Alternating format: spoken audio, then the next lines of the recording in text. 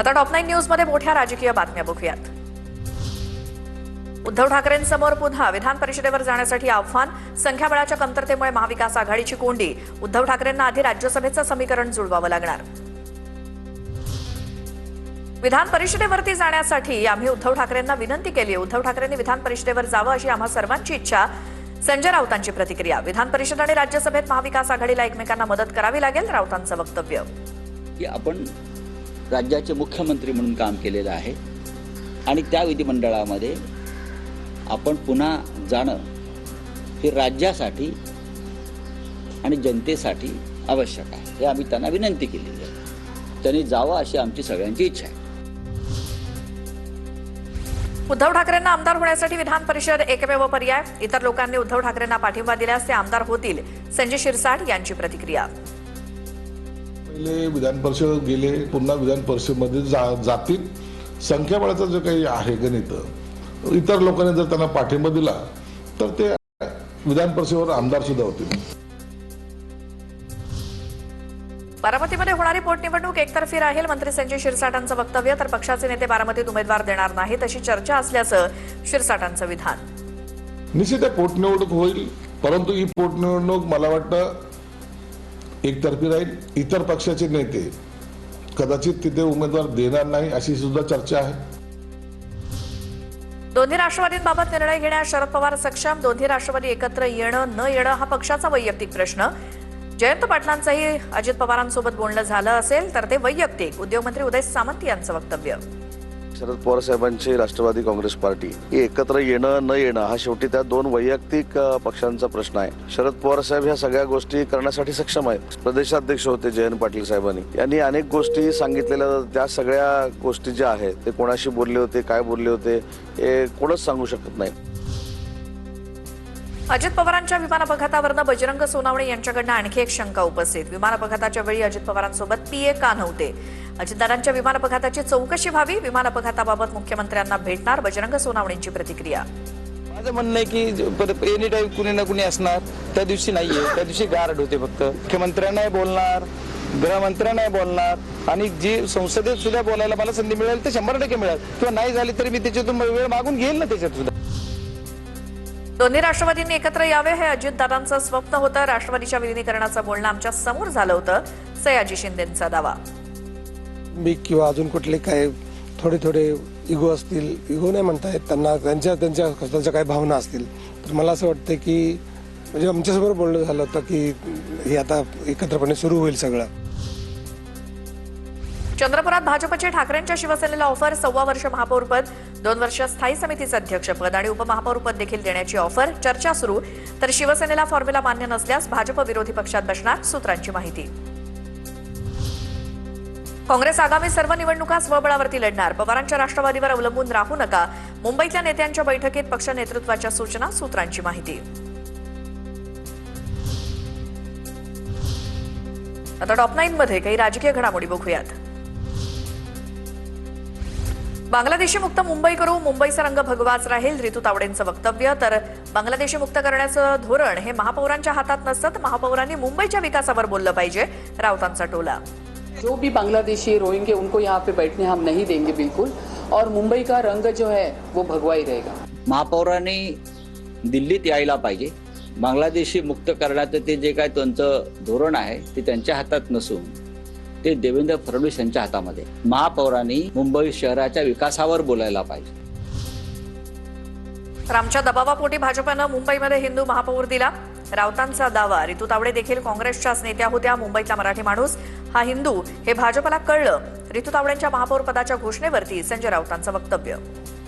भाजपने निवड केलेली आहे आणि त्याबद्दल मी रितू तावडे यांचं अभिनंदन करतो। भारतीय जनता पक्षाला या निमित्ताने कळलं की मुंबईतला मराठी माणूस हा सुद्धा हिंदू आहे।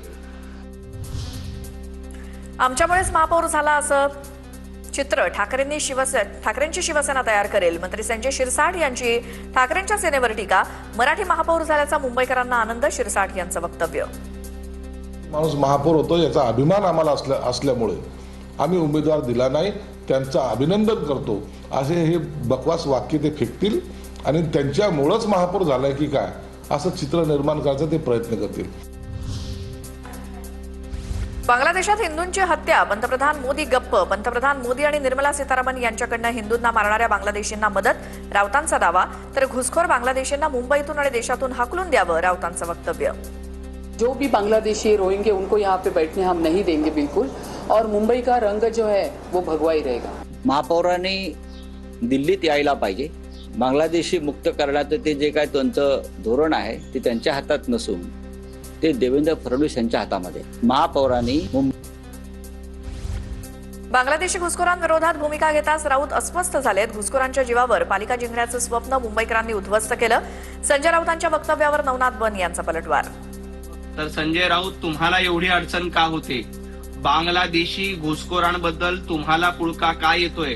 कारण याच बांगलादेशी घुसखोरांच्या जीवावर मुंबई महापालिका जिंकायची हे तुमचं धोरण होतं. जिल्हा परिषदेच्या मतदानानंतर उपमुख्यमंत्री सुनेत्रा पवारांनी मानले मतदारांचे आभार. अजितदादांचं कार्य आणि विचार अधिक सक्षमपणे पुढे जात आहेत. सुनेत्रा पवारांकडनं पोस्ट शेअर. पंचायत समित्यांसाठी राज्यभरात 70 ते 75% मतदान झाल्याचा अंदाज. 7438 उमेदवारांचं भवितव्य मतपेटीत बंद. उद्या निकाल जाहीर होणार. सोलापुरातील मोहोळमध्ये ईव्हीएम धाब्यावर सापडल्याप्रकरणी उमेश पाटलांचा आक्रमक पवित्रा. ईव्हीएम अतिरिक्त असून त्यावर कोणतंही मतदान झालं नसल्याची प्रशासनाची माहिती. ईव्हीएम ताब्यात घेऊन स्ट्रॉंगरूममध्ये ठेवलं तर अधिकाऱ्यांवरती कारवाईचे जिल्हाधिकाऱ्यांचे आदेश. डमी मशीन हजारो वेळा दाबून सुद्धा बंद पडत नाही, तर ठाकरेंच्या सेनेचे भास्कर जाधव यांचं वक्तव्य. मग निवडणूक आयोगाकडे चांगली दर्जेदार मशीन कशी बंद पडतात? ग्रामीण भागातली मतदान कमी करण्याचा हा डाव. आमदार भास्कर जाधवांकडनं संशय व्यक्त. आता टॉप 9 न्यूज मध्ये महत्त्वाच्या राजकीय बातम्या बघूयात. पुणे महापालिकेच्या महापौर आणि उपमहापौर पदाची उद्या निवडणूक. भाजपकडनं मंजुषा नागपुरे महापौर पदाच्या उमेदवार, तर शुक्रवारी स्थायी समितीसोबतच इतर समित्यांवरील सदस्यांची नियुक्ती होणार. कल्याण डोंबिवलीतील ठाकरेंचे बेपत्ता नगरसेवक भाजप आमदार आणि महापौरांसोबत एकाच मंचावर इतके दिवस कुठे होता असा प्रश्न विचारताच नगरसेवक राहुल कोट यांनी पळ काढला. नंदुरबार जिल्ह्यात महिनाभरापासून पालकमंत्रीपद रिक्त. पालकमंत्रीपद शिवसेनेला द्यावं, आमदार चंद्रकांत रघुवंशींची मागणी. फोकाटेंच्या राजीनाम्यानंतर पालकमंत्री नसल्यामुळे नंदुरबारमध्ये जिल्हा नियोजन समितीची बैठक रखडली.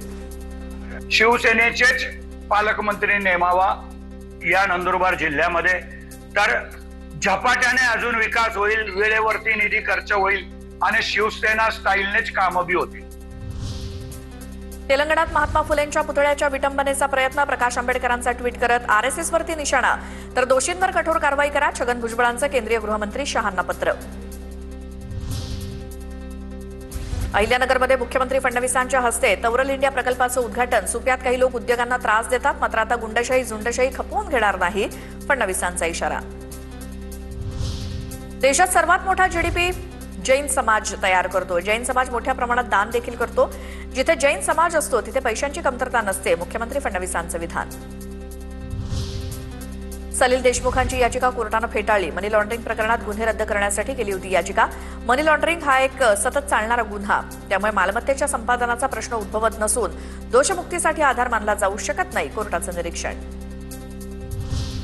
प्रयागराज संगमामध्ये अजित पवार यांच्या अस्थि विसर्जित. जय पवारांनी केलं अस्थि विसर्जन. राष्ट्रवादी युवक काँग्रेसनं काढली काश्मीरपासून कन्याकुमारीपर्यंत अजित पवारांची अस्थि कलश यात्रा. यात्रेचा प्रयागराजमध्ये समारोप. माजलगावात पार पडलेल्या एका विवाह सोहळ्यानं सर्वांचं लक्ष वेधलं. राष्ट्रवादीचे कार्यकर्ते लखन थावरे यांच्या विवाहात मंगलाष्टक सुरू होण्यापूर्वी अजित पवारांच्या प्रतिमेला पुष्पहार अर्पण करत श्रद्धांजली.